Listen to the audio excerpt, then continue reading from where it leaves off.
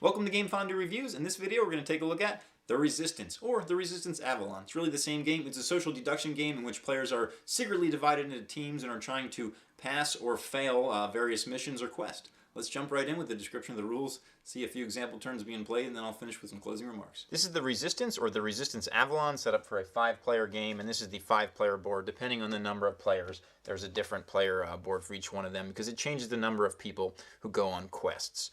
Also, you lay out the marker to show where we are in the vote track. Obviously, we would be on our first vote because we haven't voted yet, and we start on this quest. These markers are going to indicate if the bad or the good guys win a quest after it's over, and you pick somebody to be the leader, and they're going to start with the leader token and all the team tokens because they're going to get to pick the first team. Each player gets an approve and a reject, and then we're going to shuffle up the cards. Based on the number of bad people and good people that there should be, the board tells you in this group there's 2 bad guys. So we take the cards.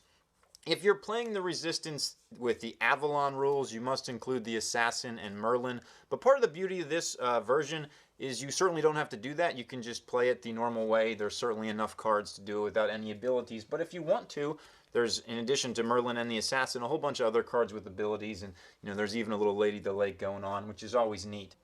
I like this version better because you can do whatever you want. So we're going to shuffle them up and deal them out. Each player gets a card secretly that they get to look at, and nobody else knows what they are. After everybody gets a good look at what they are, everybody sort of closes their eyes, and the bad guys find each other. So they'll figure out who the other bad guy is.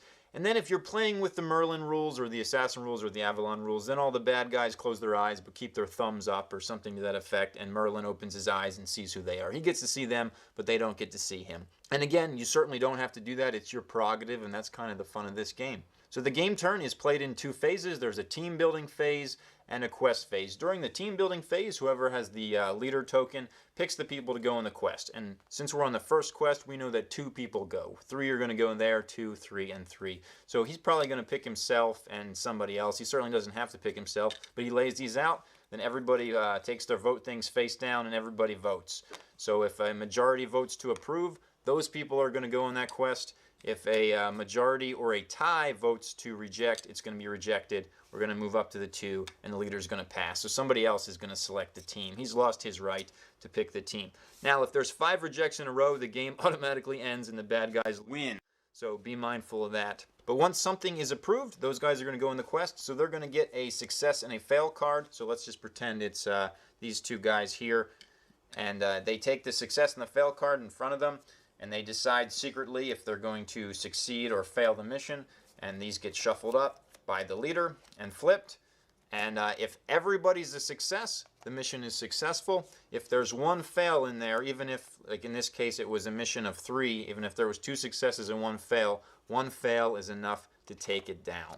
Then you move to the next. The first group to get a majority of successes, 3 for the good guys, 3 for the bad guys, is the winner.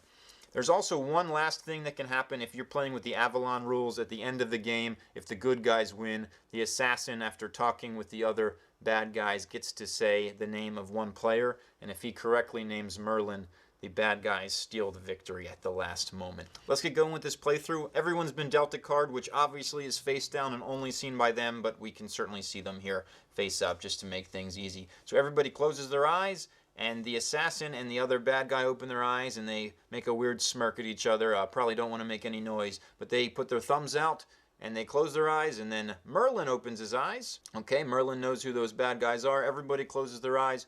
Everybody opens them together. So in the first round, it happens that this assassin is the leader. He doesn't want to be too suspicious. He was going to put himself, and he's going to put this guy over here. Everybody says, it's the first round. I don't know, but Merlin doesn't like this because Merlin knows the assassin's involved. So everybody flips.